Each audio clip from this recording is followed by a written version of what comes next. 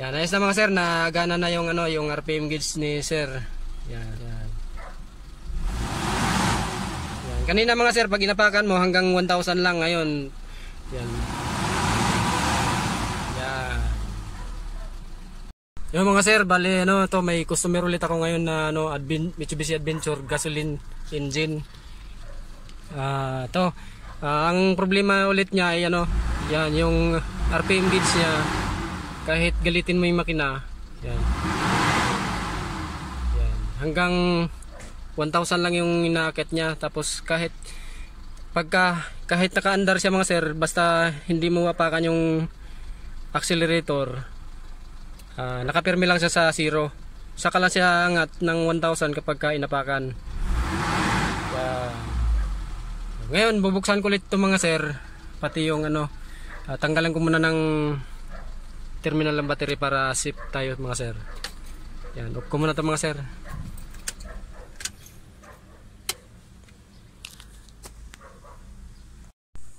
Yan mga sir, nakalas ko na yung ano, yung battery.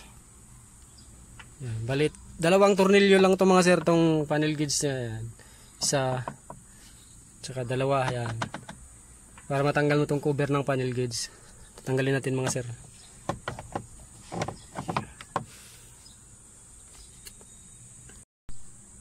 Yan, mga sir, natanggal ko na yung tornilyo dalawa sa dalawa. Yan, natanggal ko na. Bali, hinihila lang to mga sir. Yan. May kunting persa mga sir pag hinila mo. Yan. Yan. Tatabi natin yan dyan mga sir.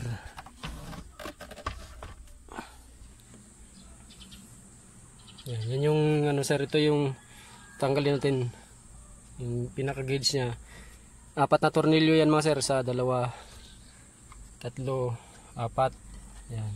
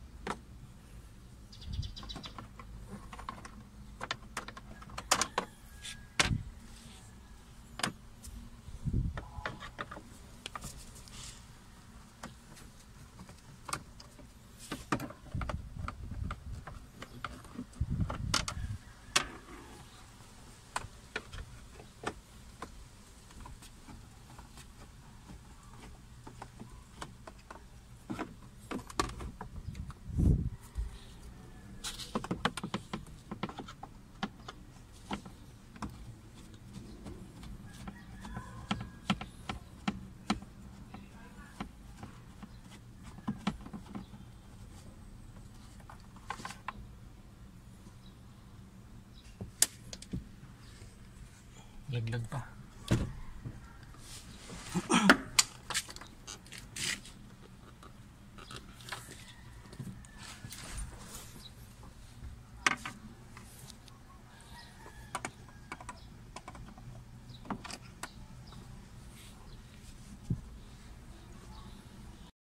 Yan, ito na mga sir, na ano, na tanggal ko na yung panel gauge. Yan. Para bubuksan ko to ngayon mga sir para ma-check ko kung anong problema, bakit ayaw umangat yung ano, RPM gauge niya. Yan. Pwedeng ano mga sir, sunog yung kapasitor, o pwedeng may mga crack lang yung mga hinang. Baka kailangan lang hinangin. Sana kailangan lang hinangin mga sir. Hindi na magpalit ng pisa. Pag sunog yung kapasitor, magpalit tayo ng pisa mga sir. Yan. Yan mga sir, ayan, hinuhugot lang yung mga sakit niyan mga sir. Doon sa iba kong video mga sir, hindi ko mahugot yung mga sakit kasi malutong to. Kailangan mag-ingat kayo mga sir pag nag-DIY kayo. Ingatan nyo sa paghugot to kasi malulutong yan, minsan nababasag yan. Kaya doon sa iba kong mga video, hindi ko na hinuhugot. Tinatanggal ko na lang yung pinaka-tachometer nya. Ito, 3 tornilyo lang naman yun mga sir sa tachometer. Yan, pag tinanggal nyo itong cover nito, yan, makukuha nyo na yung tachometer. Saka sakaling hindi nyo mahugot mga sir yung sakit. Yan. Bubuksan ko muna ito mga sir. Mga sir, bali ito na yung panel gauge, bubuksan na natin. Sinusundot lang ito mga sir to, para matanggal tong yung pinakatakip niya.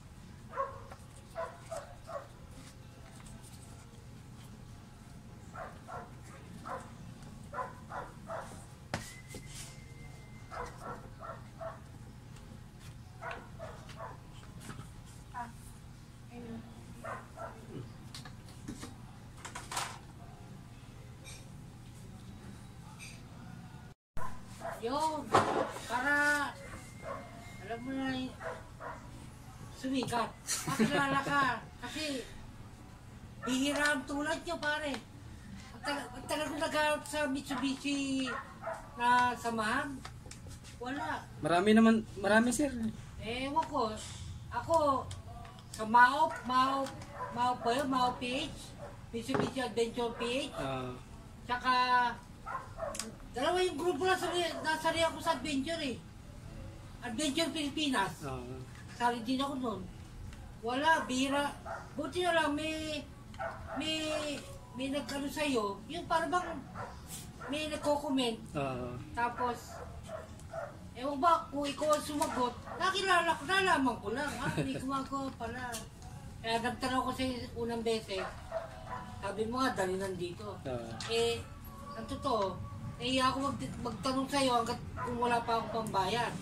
May pambayad na ako ngayon. Saka may oras na, ayun. Kaya ako dinala ngayon.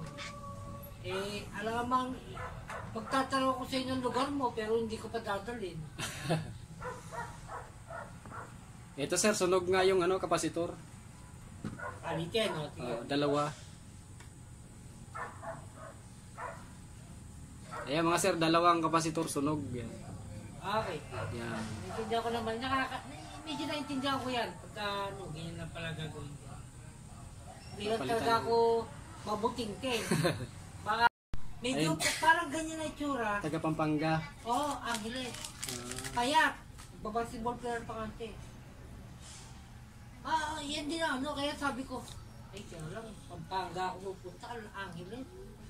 Layo. Layo din Alam mo yung nag-remap din siya. Marami rin siyang pwedeng gawin. Yung team, pero hanggang remap lang. Pero basta cluster, kaya niya. Kahit anong sakyan, sabi ko. Magaling to, kaya lang, malayo sa akin. Awa ng Diyos, buti. Nakilala kita. Kabit ko lang din. Nagkakabit ako. At least, unahin na kita kaysa ibang tao na. Diba? Saktong-sakto nga rin, wala rin akong ginawa ngayon. Sabi ko, nakakataon talaga. Kasi, ang totoo, ayoko pang galawin yung langis niyan. Kasi, December lang ako nag-change oil. Bago lang. Talagang 6 months ako, kumbaga. Sayang. Oo. Sagatin ko muna ng konti. Tsaka bihira mo lang naman yata nagagamit sir eh. Bihira mo lang nagagamit. Oo, parang isang beses lang, isang linggo ko nilalabas yun. palaging motor ako. Motor lang ako sa eskwela. At itsundura sa eskwela. Eh yan eh, palagi nakaparada kaya totoo, hindi ko na nga mahimas yan.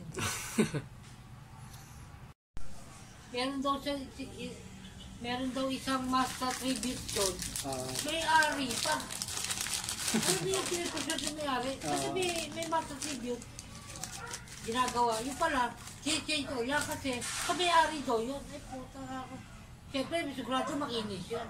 Sa akin naman makinis. Kaya lang, wala. Tumulo kasi. Actually, naibenta ko siya. Bumalik sa akin. Nakakita, nagbenta, bumalik. Ayoko lang makabarangay, ayoko lang mademanda. O then, sige, walang problema, ibabalik ko, bumbo pera mo, balik mo ang sakyan ko. Binawi ko. Bumalik talaga sa akin. Sa kanya yung sakyan eh. O, di ba, alam naman natin sa batas ng bayan siya, dapat touch mode yan, di ba? Oh. Pero ako, babalik pa rin ako kausap. Sige sir, kung sa tingin mong may sira at sakyan ko, walang problema, ibabalik ko na ang pera mo, balik mo lang sakyan ko. Tingnan ko kung may tama, may gas-gas man lang, buti wala. Sabi ko, sir, hindi man dapat sakyan ang pagagawa mo. And dapat to, paltan nyo, mekaniko nyo. Transmission oil seal. Alam mo yan, di ba? Yun lang kung papaltaw nyo yan, wala nang tulo yan. Parang, siyempre alam mo yung, parang sabihin natin, first time nyo na nakakotse, SUV pa ha. Yung nabubuksan pa yung sunroof. Kasi nga, kaya sabi mo, maganda yun. Talagang maganda yun, malapad yun eh. SUV yun eh. Kaya lang, first car doon niya, piyatulan ako, binili sa akin, 150 lang yun ha. 2004. Tama, birthday mo yun, di ba? May 6. May 6 nung nasa kanya na yung sakyan. Ito, birthday na ako. Medyo mo. O, yun ang sakyan mo. Babayaran mo ko ng, let's say, parang 40,000. May kulang ka pang 20. 20 mil lang. Ako sabi ko, 20 mil lang wala sa, hindi man gano'n nakalaki yan. 20 mil na lang kulang. Parang in-installment pa nga ako, pero Pilipino yan ha. Sabi ko, mabait lang kausap. Tsaka alam ko yung bahay kasi nag-uusap kami sa bahay nila. Walang problema ako, basta alam ko bahay mo yan. Walang problema sa akin yan. Mabait akong kausap. Gusto ko lang ako mapalitan. Sabi ko kasi nung, parang, gaano katagal ko ba ginamit yan? Wala pang isang taon ko ginagamit yun, pero papalitan ko agad ha. Hinihimas ko yun linggo-linggo. Kaya medyo presentable talaga yun, malinis. Bulat ng bulat, ilaw, bintana. Alaga mo sir ah? Oo, alaga yun. Kasi, tutuwa naman ako simpleng tao lang ako, pero na-SUV ako.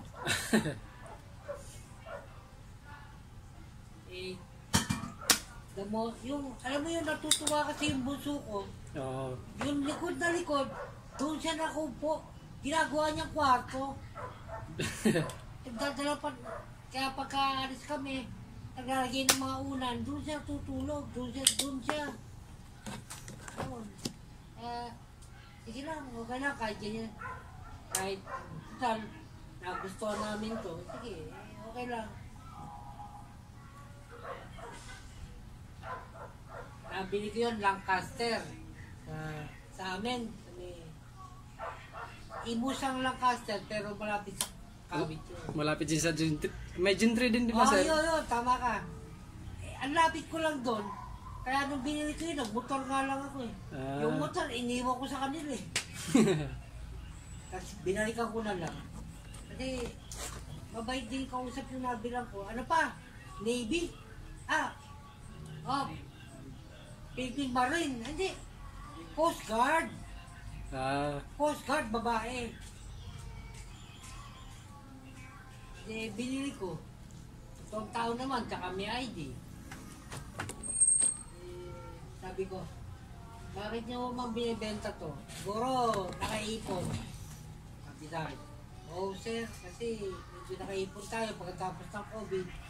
Pagtanda ko namin ang pitong sila. Kasi ano nyo lang, 5 sila lang to. So, naintindihan ko kayo. Upgrade niya. Oo, upgrade. Buti. Medyo maalam tayo. Puta, buti hindi B6 yung nadali ko. B4 lang. 60 na. 2.0. Tingnan ko agad yung emblem. Walang basic sa likod. Ito yung tunay. 16. Tapos, tingnan ko yung makina. Medyo may konting intact pa naman yung wiring. Kaya halos di ba ginagagalaw lahat. Hindi mo ba nag-overheat to? Hindi naman daw. Hindi sinubukan ko. Puta, kalating oras umaandar. Ganyan, binad. Totoo nga, hindi gumagalaw ang temperature. Totoo. Pero inaalaga ko, sa akin, inaalaga ko yun. Inaalaga ko ng kulan, tsaka paliit sa aircon. Tapos, pag ginawa ko ito. Radyo ba nun mo? Yung talaga maganda sir, kulan. Tos, pagka nga sa isang buwan,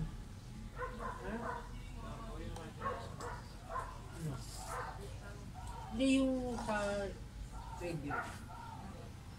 Buo ba yun? Buo naman pala yung radio. Ito, sa isang buwan, palit. Yun nga yung kaya ako nabanggit sa iyo yung cable, clutch cable. Alam nga pala akong papatang clutch fluid. Kasi nakakable ka eh. Kumbaga, aral ako dyan, nagkaroon ako ng lansa na clutch cable eh. Putang ang tigas. Kasi hindi pa power steering. Pero, ganda ko na, binitawan ko rin yun. Mamawis ka doon sir eh. Parang yung Revo, yung Apex. Nag-Apex ako ng standard, putang na. Una, tontuwa ako eh. Siguro, 2 taon na. Ayoko na mag-Apex. Bakit naman? Kumasakit na yung braso ko eh. Ang hirap magmaneo. Dito pala sa taas ang reflection nun. Parang may ilaw dito na kapraso. Yun ang tumatama sa mga ganun. Yung sa mga gauge na ganyan, merong ilaw sa likod yan. Meron ito. Yun yan. Pero yung sa needle, yung sa pinakakamay, sa taas kumukuha ng liwanag yan.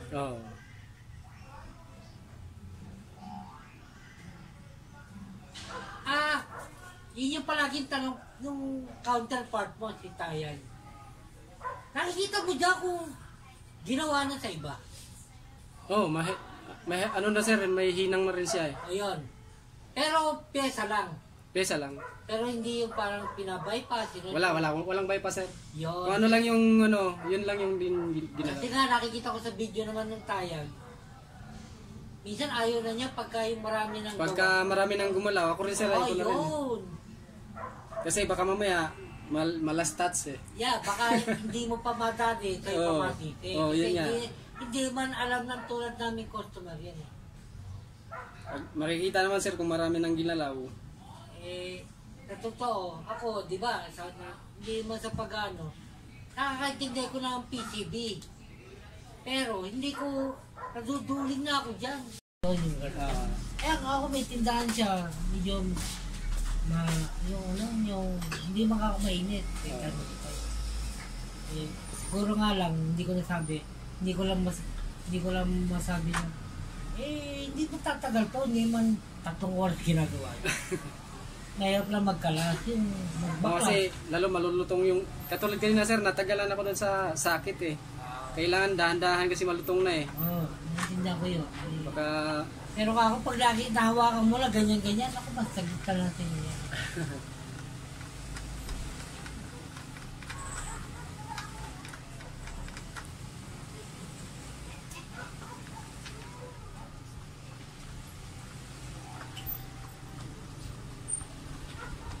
Ano yung Lancer kanina?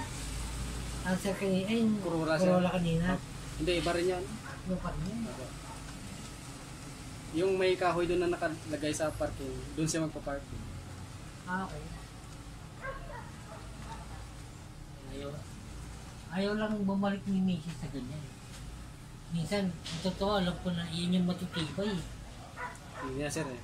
Pero, yun ang unang kotse ko, Corolla. Pero, tangin mo kung ano makina. Ano makina sir? 4AGE. Ah, converted sir? 4AGE. Sabi ko sa'yo, ano yun eh, Trueno, di ba? Oo. Oh. Nabili ko lang sa Imus din yun. Ang swerte ko, sabi ko, puta na.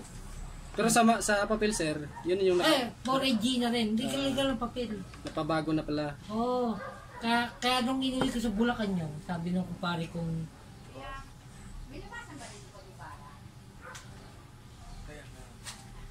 Paano pa? Ay, sorry. Yun yata ginagawa mo sa video. Yung servo. Yung servo nga. Inlog ng servo. Ay, naku. Yung torpedo gear, yung huli kong ginawa. Yun, kaya ako pinanood yun, na-interest lang ako. Ang tagal namin dating pinag-inaano yun dahil nga sa kanya doon sa barkada ko. Oo. Yan pala talagang pagbukas mo. Eh, sa'yo ko lang nakita eh. Akin niya na pala bubuksan yan. Yan ang pala loob nung pagka nakita yung loob. Yung sayo naman, ay ICB nakalagay doon. Pero same lang yung... Idle air, control valve. Pero same lang yung function nila. Oo, yun nga. Servo tsaka ICB. Kaya sabi ko, buti nga yung video mo. Eh, talagang informative. Kaya minsan. Kaya nung panahon, nung isang beses na pinanood ko lang, naiintindihan ko na. Kaya lang, ganun talaga, sa akin, medyo, ako palang mahilig sa kotse, ito maliit pa. Eh, kapitbahay ko, walang hilig sa kotse. Puro motor. Paano kayo kwentuhan yung mga taong ganun? Eh, wala akong ganong kakwentuhan tungkol sa kotse. Dami na rin mga motor ngayon eh. Oo, kaya minsan pag may sakyan, yan ang gusto kong kakwentuhan. Eh, pare, pagka ba yung ganito? Kumbaga, minsan kasi ang maganda doon, may nalalaman. Oo. Palitan na lang ng alam sir. May ganito ba yun? May ganito. Saka na makwento ko. Ikaw ba may soft drinks? Meron sir. Ano? Cook mismo sir. Isa nga ako no? Ibi. Kaso yung cook mismo. DJ, pero 10. Ay, magkano ba yun? 20 sir. 20 pala. 20 ba? Ginawa ko mo yun. Pero...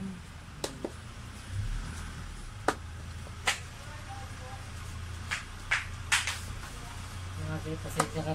Adaldal ako. Bulakin nyo kasi ako. Saka... Parang kapapangan din sir no? Makwento din. Oo, hindi.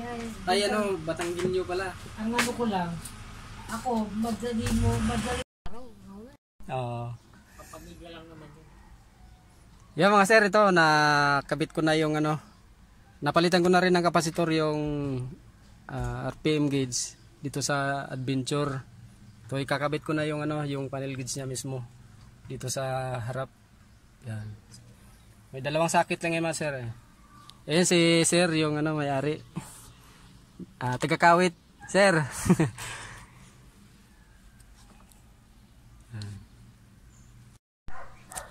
Ito mga sir, na ikabit ko na yung ano, yung panel gauge yan. Ayan. Bali testing na natin.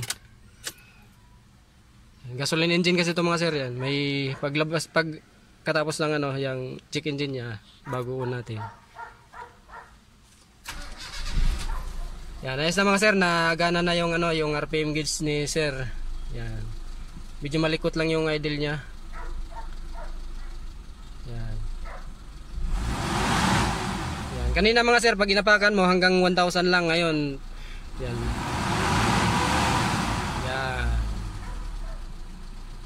Ayan, kakabit ko na mga sir yung ano, yung cover nito dito. Kasi check din namin ni sir kung bakit nagano to, naglikot yung idle. Baka kailangan lang adjust yung sa hangin. Kasi pag nagbukas ng aircon mga sir, nabagsak yung idle eh. Yan. Lilikot talaga sa sir no. Yan, kakabit ko na mga sir yung ano, yung takip nito.